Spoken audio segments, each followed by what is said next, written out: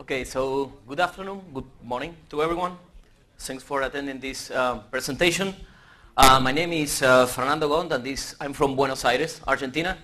And this presentation is going to be about recent advances in IPv6 security. As a brief introduction about myself, I'm a security researcher at SI6 Networks. And I have worked on IPv6 security on a couple of projects for the UK government, a couple of UK government agencies. I'm also an active participant at the IETF, the standards organization that standardizes the IPv6 protocols. And here's the URL of my personal website where you can find publications, IETF documents, and so on. Is it working okay? Cool. Okay. So this is essentially the agenda for this presentation. I will start with a description of what this presentation is not going to be about, so that people don't get into wrong expectations about what I'm going to discuss in this presentation. Then I will go through some motivations for having this talk here, and then we will get into the actual recent advances in V6 security. You'll see that the stuff that we will be discussing in this presentation looks like it's not really related. The topics are not really related with each other, and that's the reason for which these topics are not really closely related, because that's the areas in which we have done some advances in let's say in the last year or so. Okay. The disclaimer, essentially this presentation assumes that you know the basics about V4 security and V6 security. So the idea is that we won't be wasting time in an IPv6 introduction, okay? I'm making this point clear because typically IPv6 tends to be like a new subject for many people. So when you want to talk about V6 security, in order for most of the attendance to follow your presentation, you have to waste like 0.5% of the time that you have been assigned on a V6 introduction. So I'm going to skip that part. Another thing to consider is that much of the stuff that I will be talking about is work in progress, which means that this is stuff that I'm pursuing at the IETF. So if you have input on some of the areas that I will be talking about, that input will be welcome and will probably affect the results that the results of our work. And as a final comment, there are not going to be any 0 days, and I make this point clear because I have given similar talks before, and some people wait till the end of the talk because they are all waiting for a 0 day, and when they see that, well, the presentation is over without a 0 day, they get frustrated. So you have been warned in that sense. Okay. So what's the motivation for this presentation? Essentially, the IPv6 protocol has been designed to address the exhaustion of IPv4 addresses. And the thing is that sooner or later, you will end up deploying V6. It's just a matter of time. Some organizations have already started deploying it. Others are thinking about deploying it. Some may have not yet considered V6 deployment. But the thing is that sooner or later, you will end up deploying it. Actually, you might argue that most organizations have at least already partially deployed V6 because most of the general purpose operating systems are out there, BSD, Linux, Mac OS, Windows, and so on, they already have V6 support. So even if you are running what you think is an IPv4 only network, your network at least partially supports IPv6. V6 represents a number of challenges in many different areas, from operating an IPv6 network, not even considering security aspects. For many people that have maybe more than 15 years of experience with IP technology, IPv6 is completely new. They might have some experience with V6, but certainly the level of expertise that they have when compared to IPv4 is much less. So in this slide, even when it might seem fun, I will try to summarize the typical attitude that you find out there when it comes to V6 security. This is the first one. So there are many people that when faced with IPv6 security issues, they essentially ignore them. In some cases, it's like a deliberate action, stupid action if you want. In other cases, they might be willing to do the right thing, but they might not have the necessary information to do a good job when it comes to V6 security. kind of like short story, I was talking with a provider not that long ago, and these were the guys managing, I don't know if it was a database, a web server, or whatever. They had been required by a client to enable V6 on that server. So these guys go to the security department and they say, okay, do you have any IPv6 security best practices? So the security department says, oh, we don't. So these guys go and deploy V6 anyway.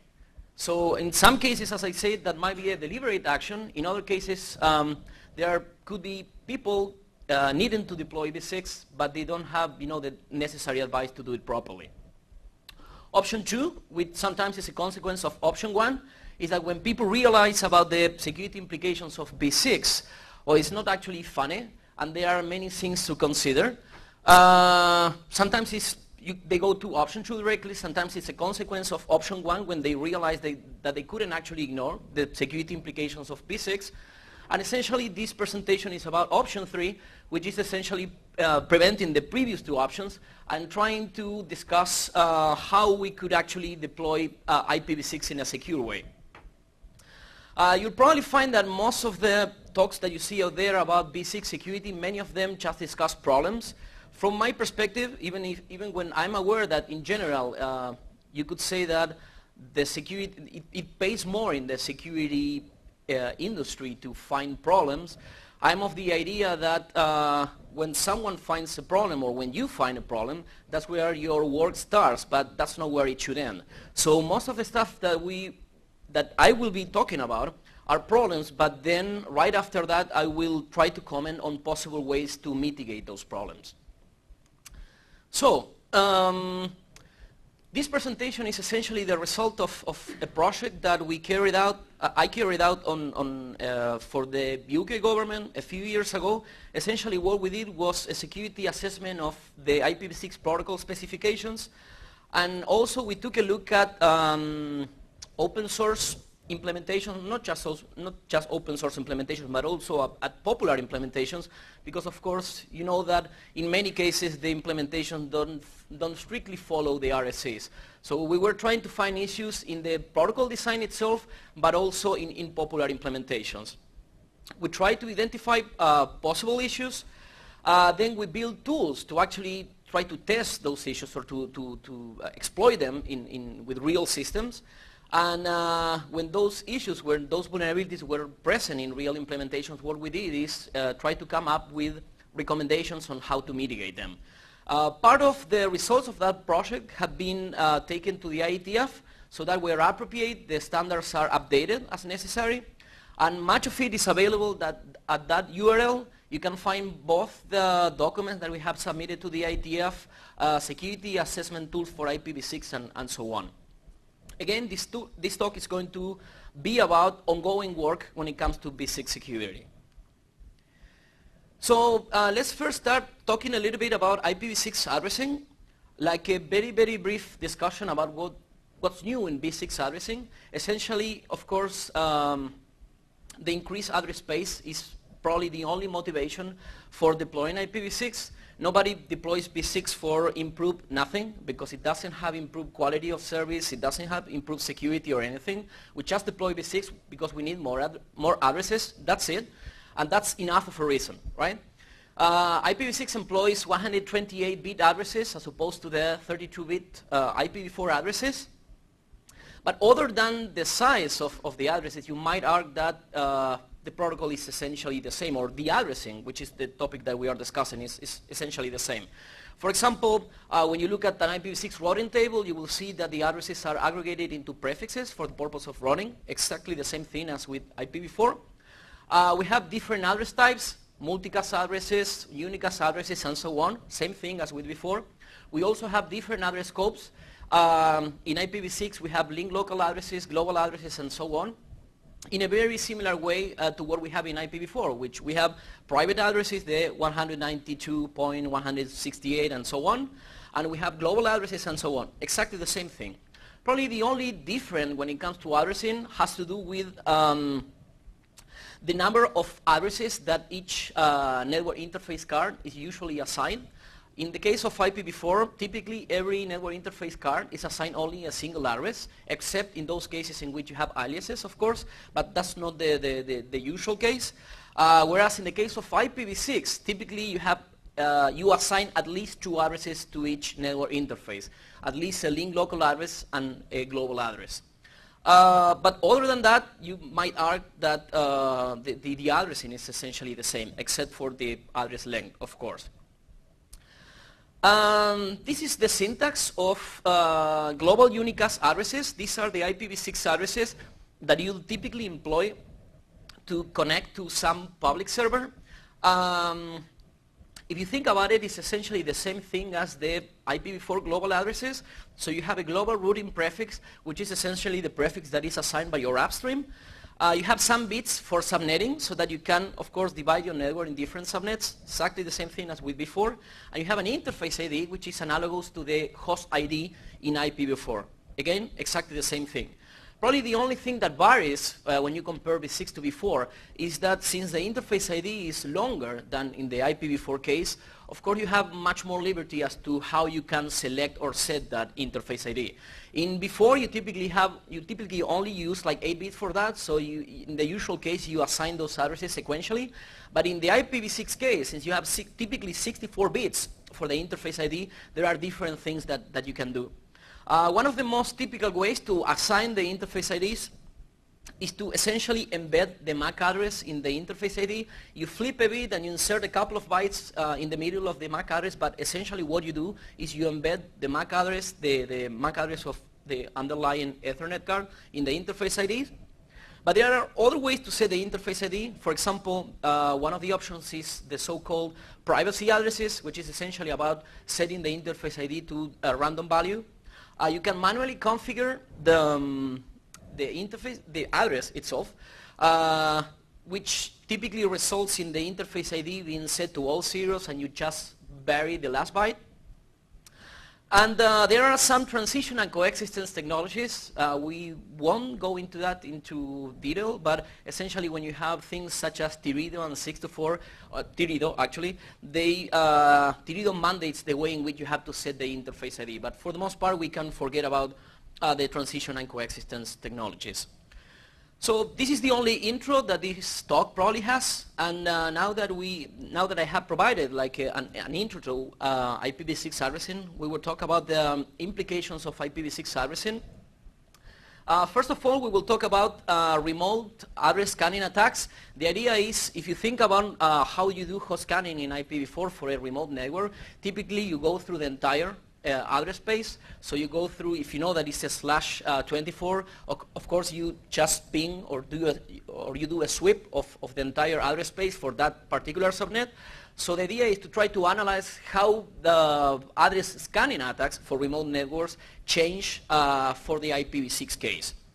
Related to this is a urban legend, or a myth if you want, that the IPv6 address scanning attacks are impossible. This is not like a quote or a statement that I came up myself with, but actually it's something that I just Googled for IPv6 host scanning or something like that, and it was actually said by someone on the internet.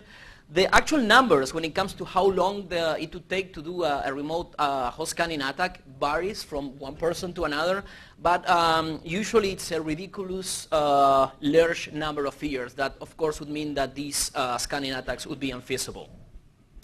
So the idea is to now think a little bit more or try to analyze this topic of remote address scanning attacks and try to find out whether they are actually unfeasible or not.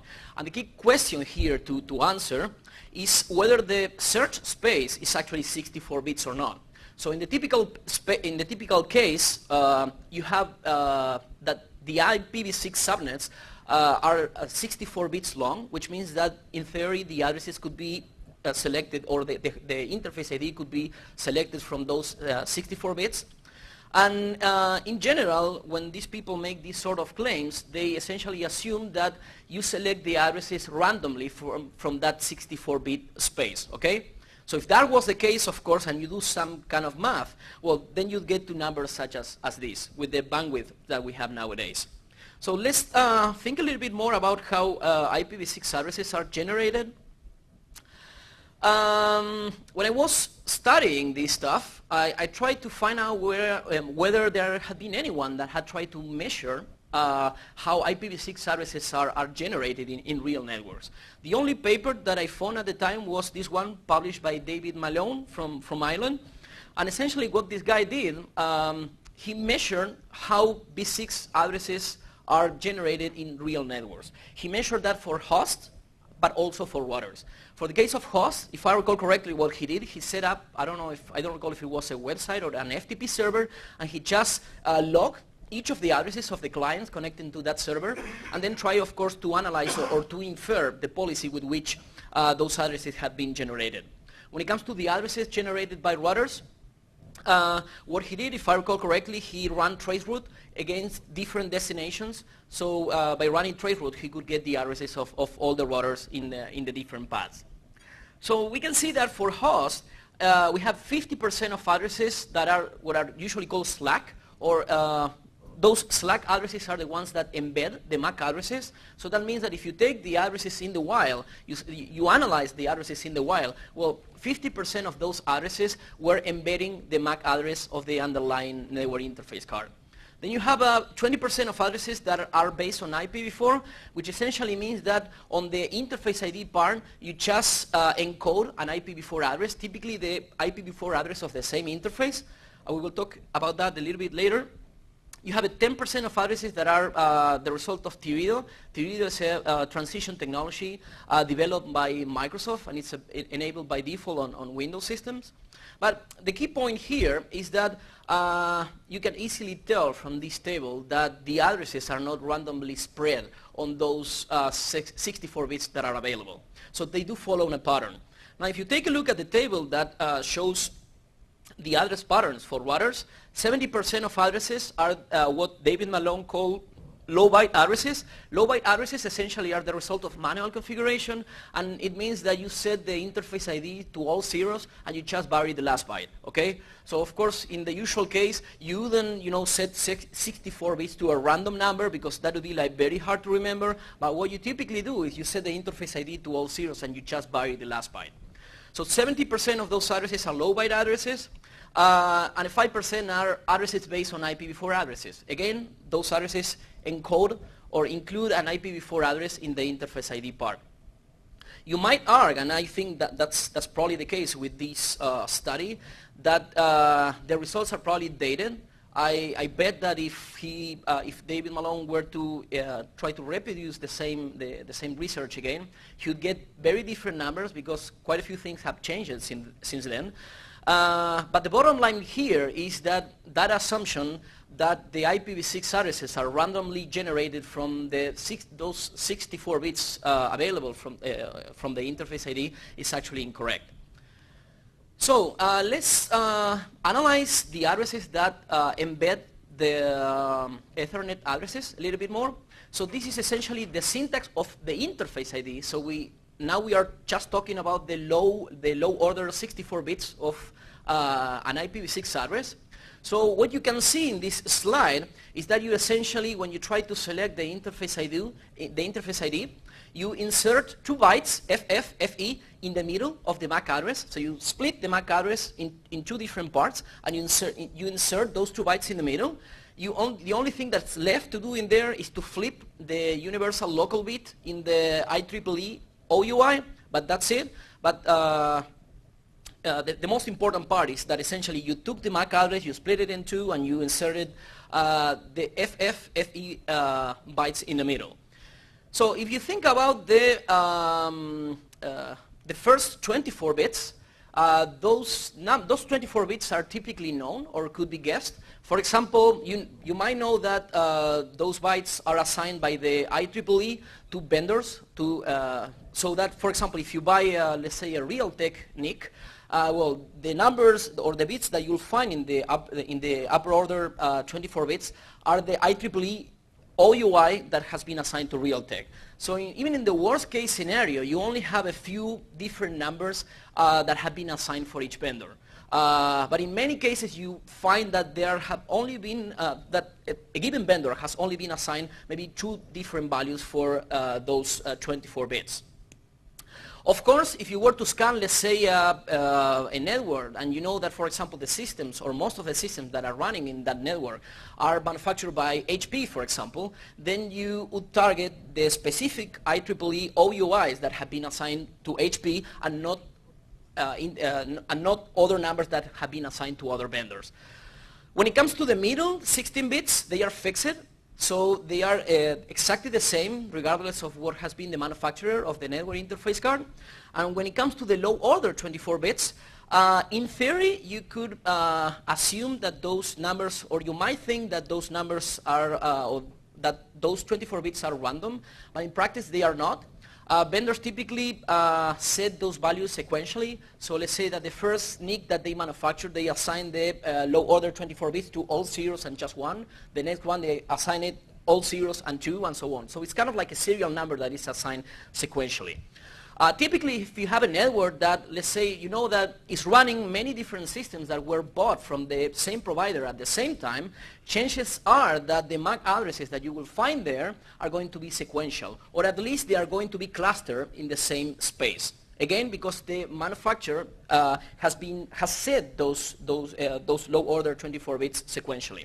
You also find that typically the MAC addresses are like geographically clustered. So if there is this big distributor, let's say in North America, that buys, let's say, systems from HP or whoever, well, they buy like a bunch of systems, doesn't matter how many, let's say 1,000 systems or whatever, and then of course they will distribute or sell those systems in the same geographical area. So you find that you can like geographically correlate the low order 24 bits of the MAC address.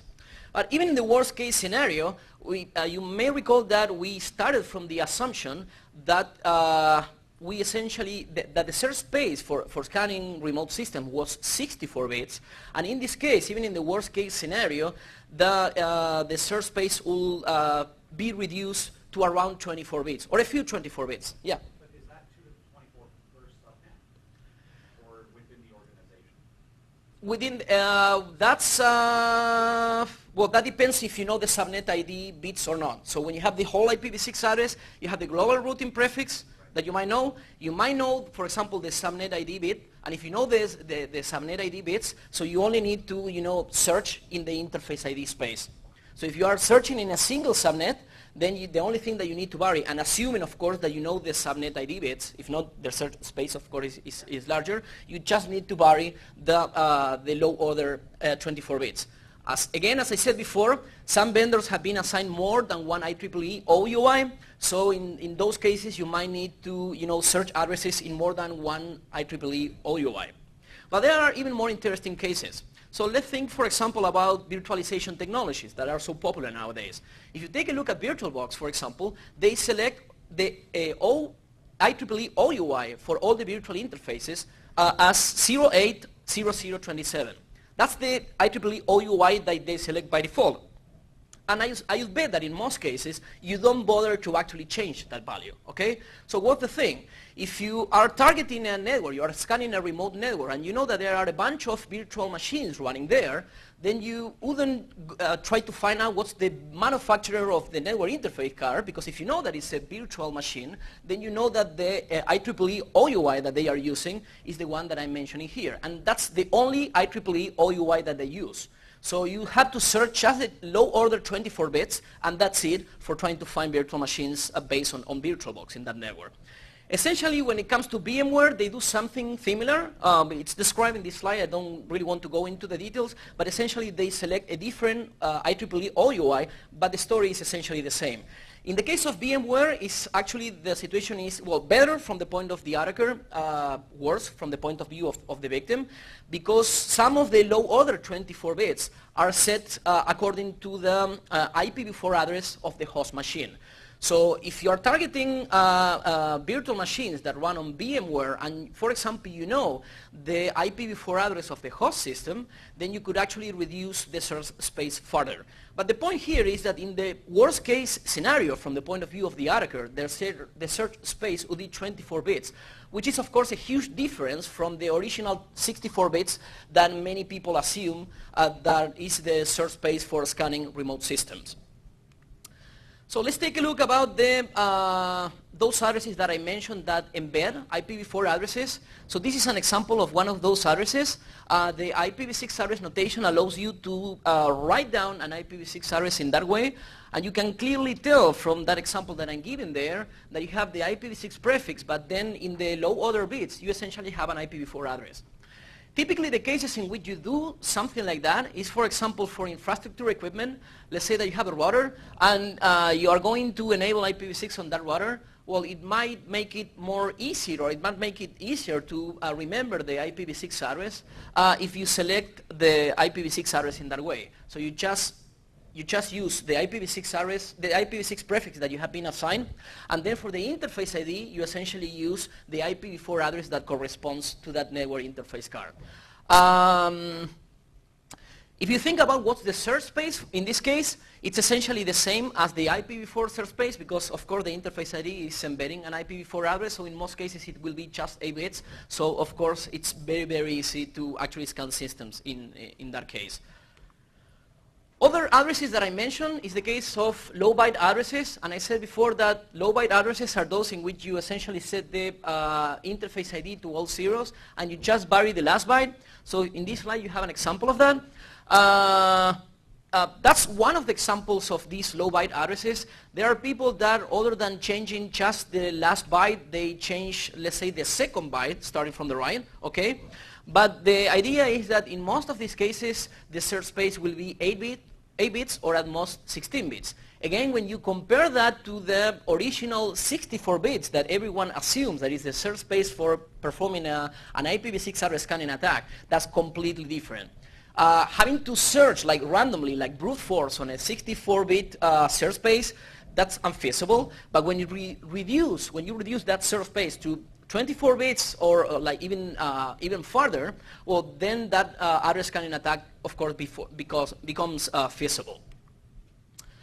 So what are the mitigations that have been introduced by the industry to mitigate these IPv6 address scanning attacks? Well, so far the only vendor that has done something about it is Microsoft. And I'm not going to say much more about that because Microsoft is a sponsor. But essentially what Microsoft does is when you install the system, they select a random interface ID, okay? And they use that interface ID for every address that they configure on that system. So even when they keep, of course, they keep the same link layer address, every time that they configure an IPv6 address, they use a different interface ID that they just selected randomly at the point in which the system was installed. If you want further details about that, it's the same scheme that is specified in RFC 4941, except from the fact that those addresses are stable, so they are not changed over time. Yeah? So does that mean the local ID is the same as the global ID? Yeah. Yeah. Yeah. So from the point of view of scanning, that's certainly an improvement because in this case, since you are essentially randomizing the interface ID, so the addresses are not going to follow any pattern at all, assuming, I haven't researched that, assuming that they don't use like, a global key for selecting the addresses. I haven't researched into that. That could be the case.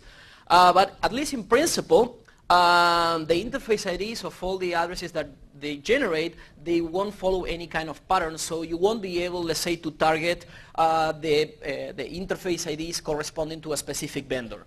Of course, if you're running virtual machines on a Microsoft system, you go back to the same story as before, because the virtual machines are going to use the IEEE OOIs that are used by VMware or VirtualBox or whatever.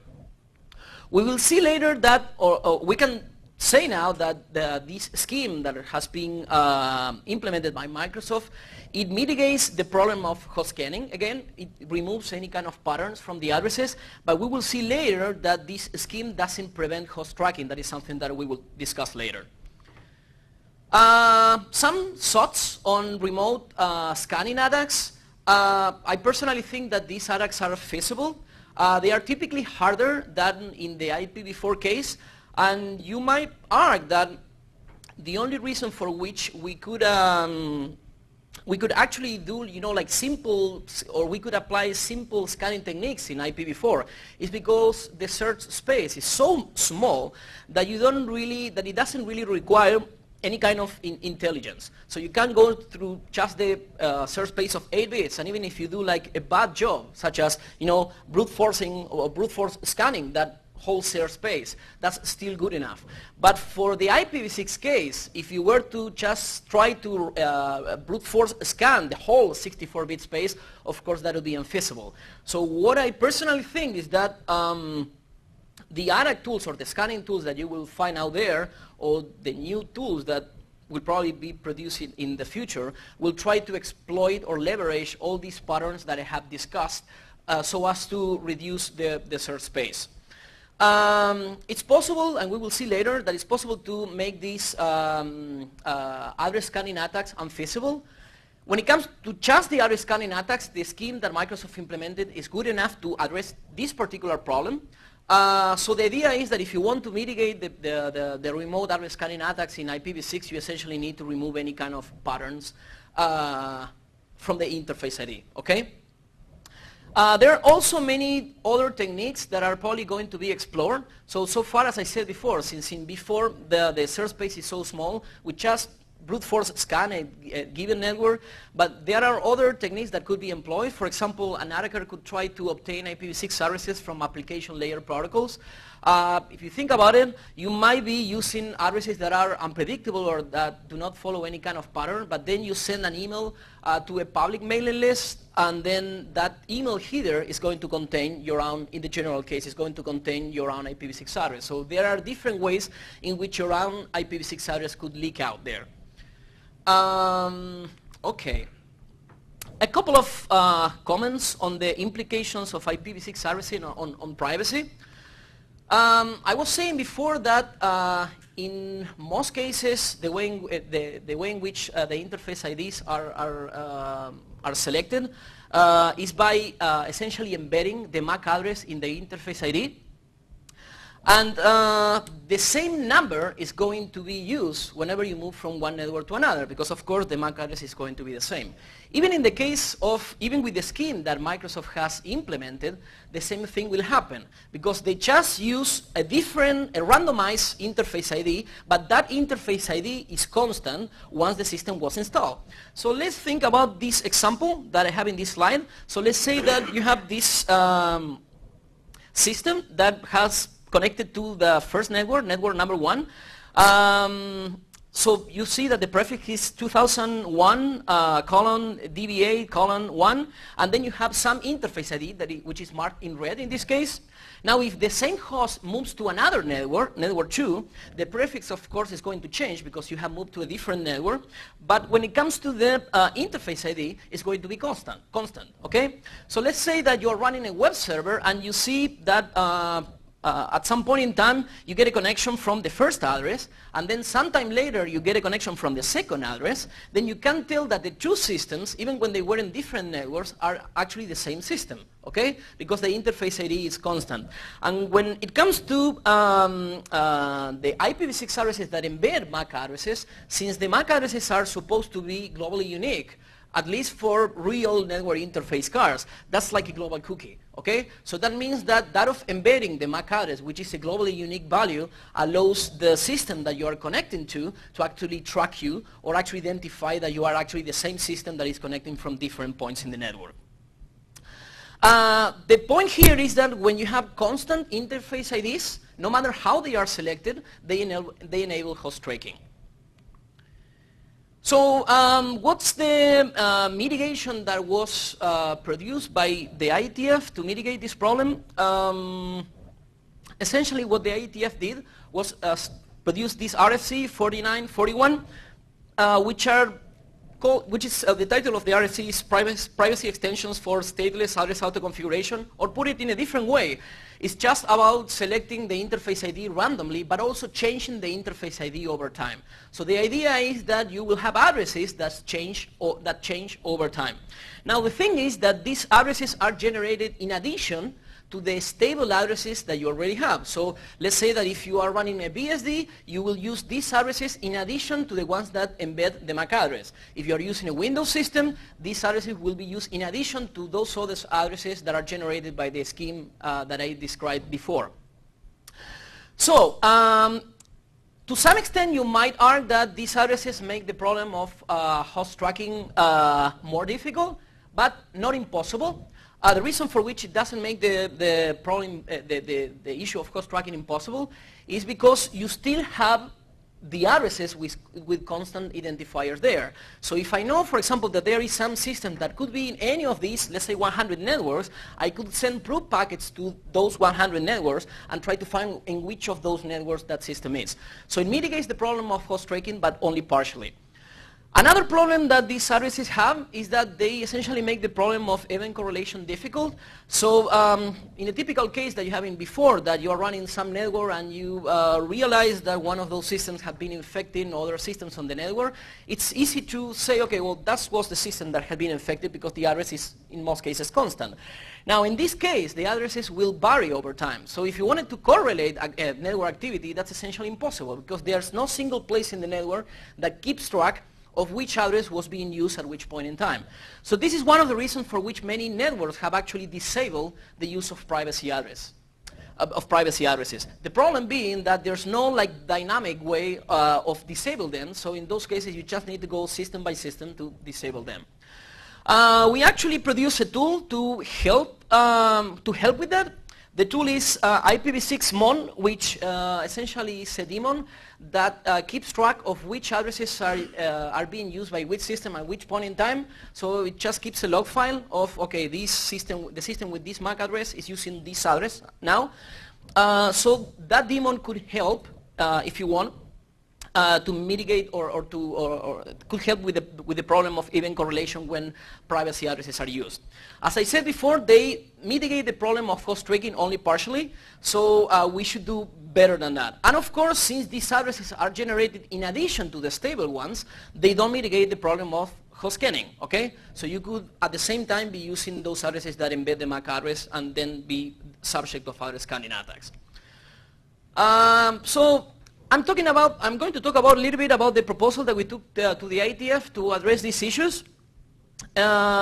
Essentially, before actually coming up with a specific proposal, I tried to analyze what were the type of addresses that we had so far. So we have, I essentially used two different,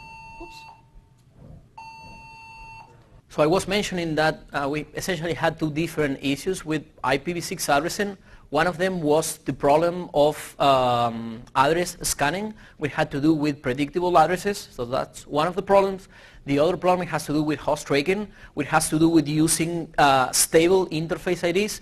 That means that you use the same interface ID as when you move from one network to another.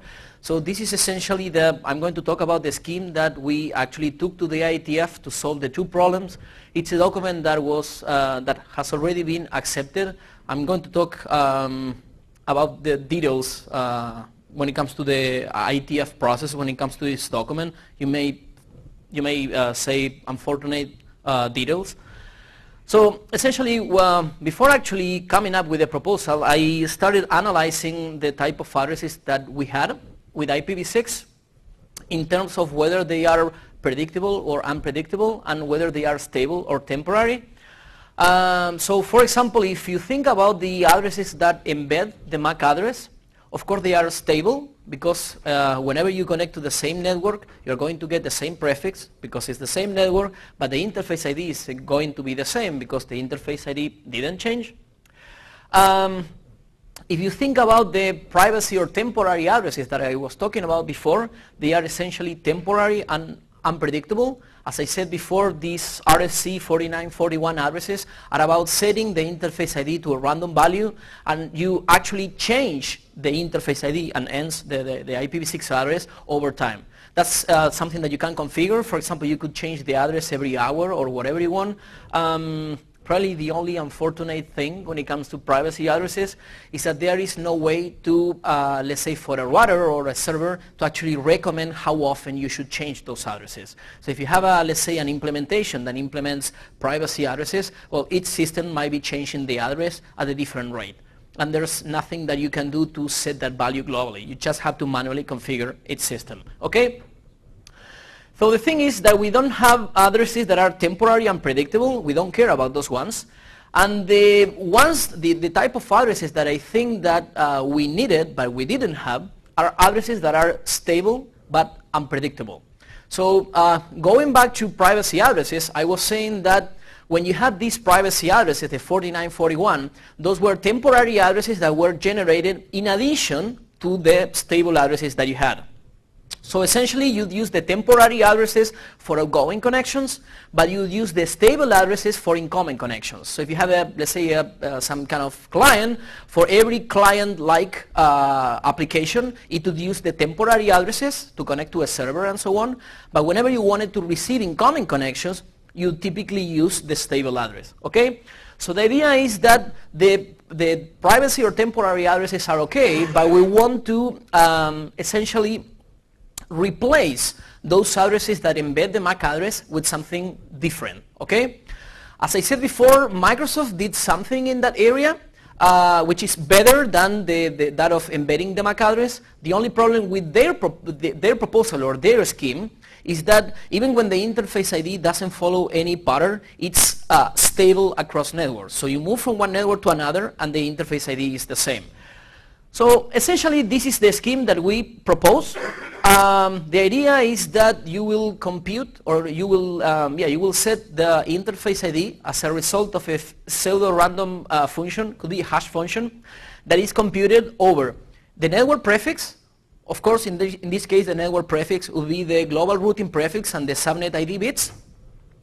The interface index is typically a small number that identifies your network interface card. It's like a local value. So for example, if you have let's say a system with 3 network interface cards, the first one could be 0, the next one could be 1, and the third could be 2. The interface index could be letters, whatever. The only thing there is that it's a number that varies from one interface to another. A network ID would only apply probably for the case of, let's say, Wi-Fi networks, so you could use for the network ID the SSID, okay? And a secret key, which of course should be secret. Of course, we are assuming that that function F is cryptographically secure, so the thing is that, or the idea is that if you don't know the secret key, even if you know all the other parameters, you wouldn't be able to tell what's going to be the result of that function. Now, if you think about that expression a little bit, let's say that you are a system that connects to some network A, network 1, if you want. So you are going to have some specific prefix that corresponds to that network. The interface ID could be constant because you are always, let's say that your system has a single network interface card, so that number is not going to change. The network ID, of course, or in general, is going to change as you move from one network to another, if we assume, of course, that those Wi-Fi networks are using a different SSID. And, of course, the secret key is going to remain constant. Now, let's say that you move to a different network. At the very least, the prefix is going to change, okay, because you move to a different network. Now, as long as at least one of the parameters of that function changes, of course, the result is going to change, okay? And since it has a secret key and it's a cryptographically secure function, you don't know the output of that function. So you connect to this network, you get some result for F. Doesn't matter, it all looks like a random number. You move to a different network, a second network, and since one of the parameters changed, now the result of F changed, okay? Now if you move back to the first network, the parameters are, of course, the same ones that you had when you were originally connected to that network. So the bottom line here is that whenever you go to the same network, you always get the same interface ID. Now, as you move from one network to another, that interface ID is going to change. Now, if you look from the outside, now I have this system that connects to this network. I connect to a server. Well, my interface ID is something. I move to this other network, connect to the same server, and now the interface ID changed, because at the very least, the prefix changed. Now, from the point of view of the local network, let's say that you are an administrator of a university network or whatever, every time the same system connects to your network, it always gets the same address. So that address is stable within your network, but it changes as you move from one network to another. So in that way, essentially, you solve the two problems. On one hand, the systems cannot be tracked because the interface ID changes when you move from one network to another. But on the other hand, from the point of view of the local network, the system always gets the same interface ID, so it becomes trivial to actually do event correlation. Is there a possibility of a duplicate address? There could, yeah, because essentially the idea is that the result of F would be random. But the thing is that in IPv6 you have, when you do auto configuration like this, you have duplicate address detection, which means that before actually using an address, you actually check whether that address is unique or not. And in that case, you would select a different address. I should have revised this ID, this internet graph in these few days, but what I'm going to do is just one more parameter, which would be like a thrice variable. So the first time that you try an address, it's set to 0. And if you find a collision there, okay, you change the value to 1 so that you try a different address. But what if you leave a network waiting somebody else grabs your address and then you go back into the same network? You won't be a persistent network. Well, yeah, but there's nothing that you can do against that. Yeah. But you said that the IP address will change as you move from network 1 to network 2, but when you move back to network 1, unless the secret key is actually stored on disk or something, you won't get the same IP address, correct? Yeah, exactly. Well, it's supposed to be a constant value in your system. So even when you bootstrap your system again, the secret key should be constant. Yeah. Why do you need a secret key? Theoretically, a hash function should produce a result which will not allow you to know any of the ingredients which went into it. Because if you don't use a secret key, then if you know each of the parameters, then you'll be able to predict the result of the function. Yeah? Yeah? Know if it is a hash function. How come? Well, we can take that offline. Yeah. If it's a hash function, if you need to use a secret key, I mean, if you don't, then the function, I mean, how is the result going to change if the parameters are going to be the same? They don't. Oh, you need to have something unique, yes. And secret. To keep it secret. I mean, let's say that I have the algorithm for function f.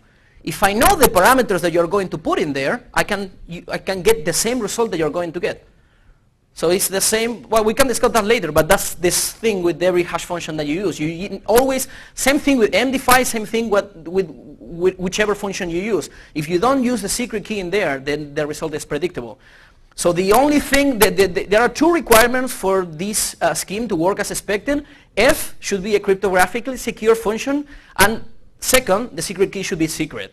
Now, if any of those two requirements is not met, then the result of F is predictable. And that's something that you want to, that you want to avoid. But we can discuss that offline if you want. Okay, so essentially, as I said before, the idea is that with this scheme, you get addresses that are constant within each network, but you get addresses that change, or the interface IDs that change as you move from one network to another. So essentially, this would mitigate the problem of host tracking and host scanning. And even if you decided not to use the temporary addresses, my personal opinion is that these addresses are already good enough. Okay, so for many cases, if you want, you might be well enough using this scheme, even if you are not using the temporary addresses. This is a document that has already been accepted as a 6-man working group item, which means that the relevant working group of the IETF accepted it. Probably the only caveat here is that from my perspective, this document should have obsoleted the other scheme that generates the addresses with the MAC, embedding the MAC address. But the working group didn't want to do that. I can explain the details offline, but talk about politics if you want. Next topic is fragmentation and reassembly. You may know that in IPv6, essentially all the header fields that have to do with fragmentation have been removed from the fixed IPv6 header. So if you want to fragment a packet, what you have to do is to add a fragment header, and essentially that fragment header brings back all those fields that you removed from the fixed header. So essentially you have a fragment offset that tells you the position in the original packet that this fragment belongs to, an M bit which tells you whether more fragments follow or not, and an identification field which essentially identify all the fragments corresponding to the same packet. So based on the source and destination IPv6 addresses and the identification field, you can identify fragments that belong to the same original packet. The security implications of predictable fragment IDs are well known from the IPv4 case. So talk about idle scanning, denial of service attacks, and so on. So essentially it's the same thing here, same problems that we had with before. We could have those same problems with IPv6. Probably only differences, if you want, is that in the case of some protocols that typically employ UDP, such as the DNS, for example, you might argue that as a result of using DNSSEC and the larger IPv6 addresses, we could have cases in which there could be increased use of fragmentation as opposed to the IPv4 case. But you probably would expect that since we went through all these problems in the IPv4 war more than 10 years ago, probably no one was going to hit these problems again. So we actually implemented a tool to assess whether the fragment ID policies were predictable or not, and these are some of the results that we got. In the case of BSD systems, they set the fragment ID to a random value. OpenBSD uses a different algorithm but the other BSDs, but in general you might argue that they are good enough.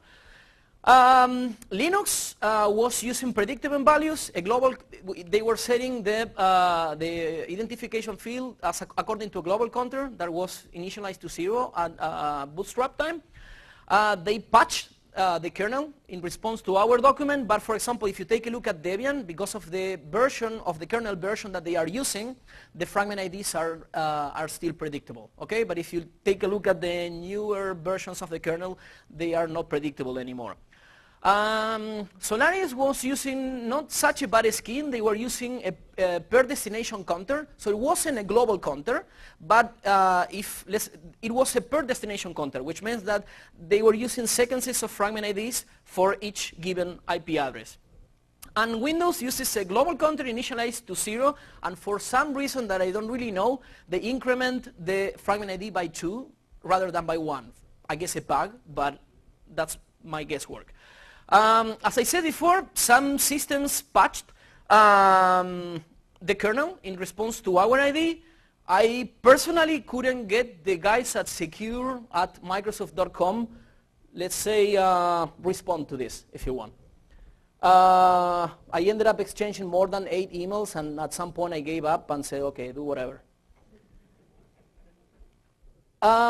Okay. I have a document that I published on the topic of predictable fragment IDs. Essentially, this document discusses the problems, and it also proposes a number of algorithms that you could use to set the fragment ID.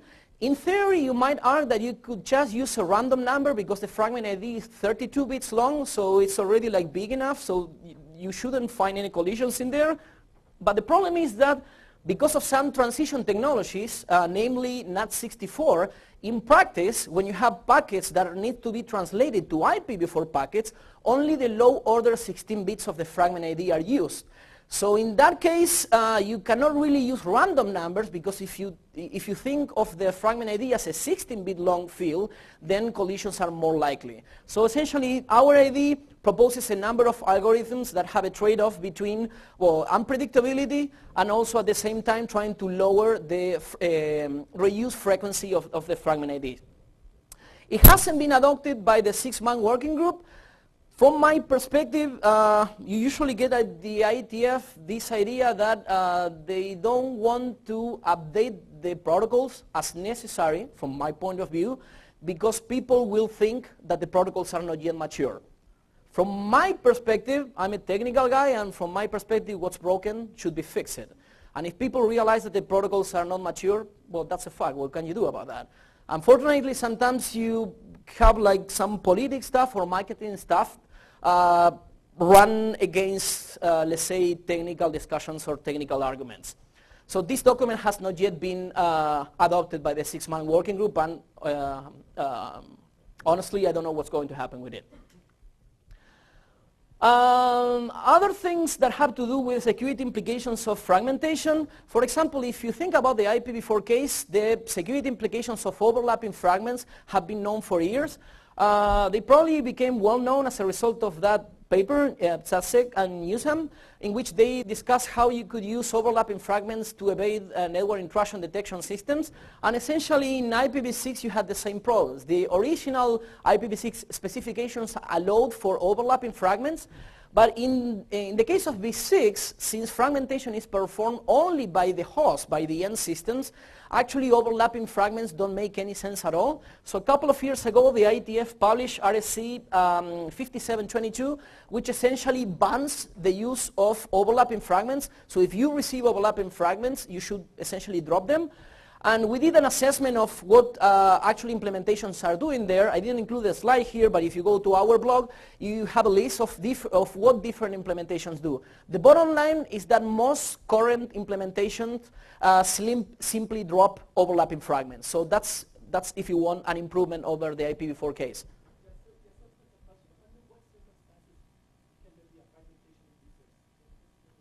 Let's say that you have let's say, if you don't want to use fragmentation, you have to use PAR-MTU discovery, okay? But if you are using a protocol such as UDP, if you need to send a packet that is large enough, you need to fragment. There are cases for protocols in which you cannot split the data into different layer 4 packets. So if in the case of a UDP-based application, if you need to send a packet that is like too large to be sent over the network, you should use fragmentation. For any protocol that uses UDP, yeah. Sorry?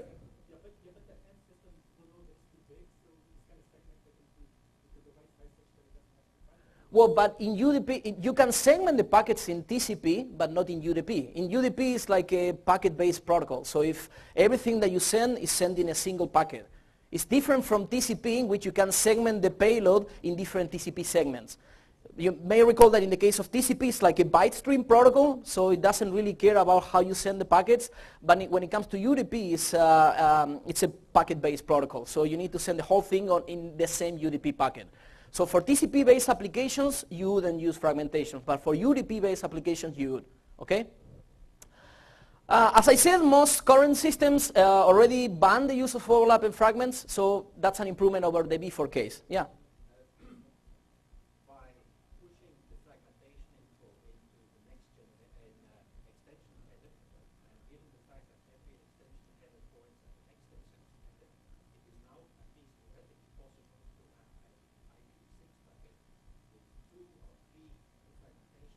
Yeah.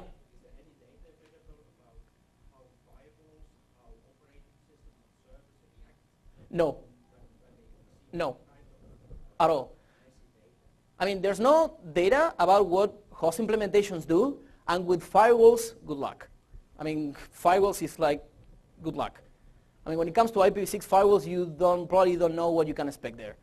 But yeah, there has been no study when it comes to what, let's say, host implementations do when they find multiple fragment headers. I mean, well, but there's a difference between could and they do, right? So there are lots of things that they could do. I mean, let's say firewall vendors could support V6. Many don't, okay? So yeah, I agree with that. I agree that there's lots of sanity checks that you could do, but when you go to your vendor, go to, I don't know which, let's say, IPS system you're using, but if you go and ask them, okay, do you support V6? They might say yes, if you're lucky, and if you go to a further question and say, well, you're saying that you support V6, so what do you actually support in V6? You might be surprised about the response that you get there, okay?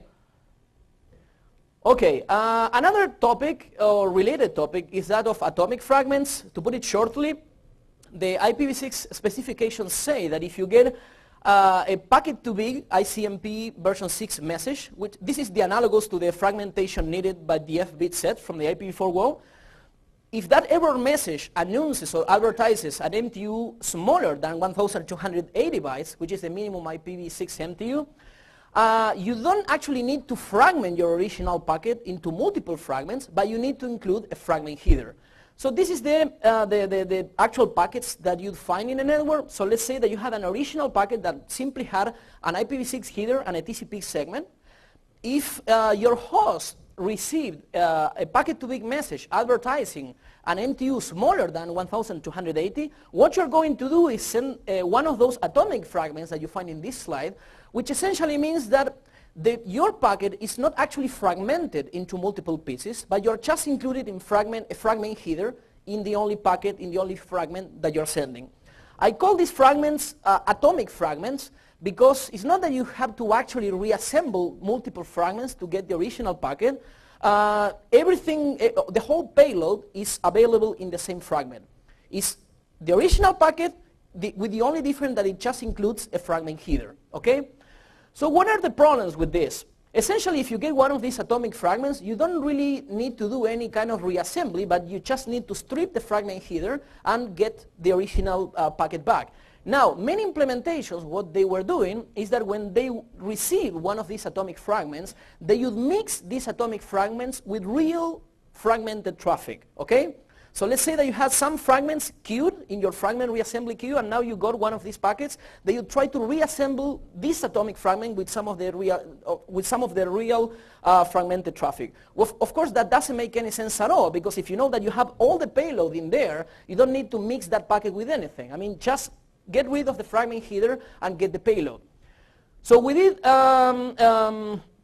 Okay, of course, if you want to exploit these atomic fragments, what you do is you spoof one of those packet-to-big messages so that you trigger the use of these atomic fragments. So I send you a spoof packet-to-big message advertising an MTU smaller than 1,280 bytes. And after that, I can perform essentially any fragmentation-based attack. Just try to produce fragment ID collisions or whatever. So we did an assessment. Here we go. We did an assessment of what actual implementations were doing. So in this slide, when you see in the column that says improved processing, if the corresponding row says no, that means that they mix the atomic fragments with real fragmented traffic. And in those, of course, in those rows that says yes, that means that they won't mix those atomic fragments with real fragmented packets. Some implementations patched their kernel in response to our document. Examples, OpenBSD and NetBSD, which patched their system a week ago or so. So that's, well, let's say that the nice part of this is that when it comes at least to open source projects, the reaction was, let's say, quick. It wasn't that quick with Microsoft, okay?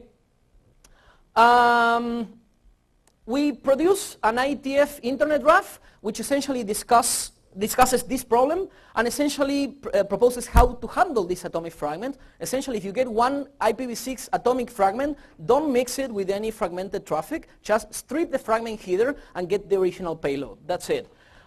This document has already been accepted, and it should be published as an RFC anytime soon. Okay. Couple of comments about IPv6 first hop security. Essentially, IPv6 security or first hop security is about which policies you can enforce on a local network to actually prevent or mitigate some security issues.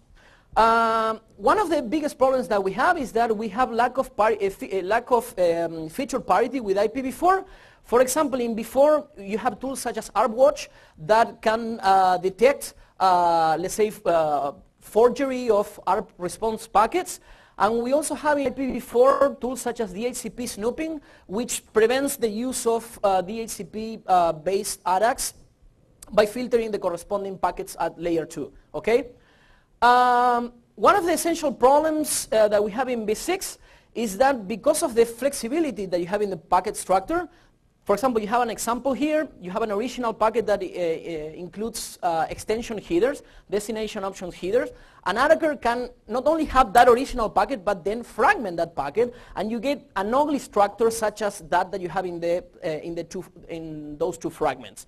So essentially, it's impossible to monitor neighbor discovery traffic. What we did is essentially we took a proposal to the IETF which bans the use of fragmentation for neighbor discovery and auto-configuration, which means that you could implement the same kind of thing that you do for v4, but for v6.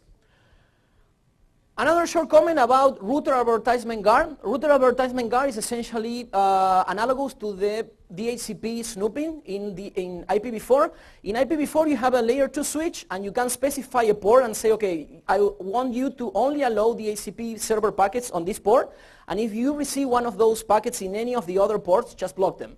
So router advertisement guard does the same thing, but for router advertisement packets. We need to go to break? Okay.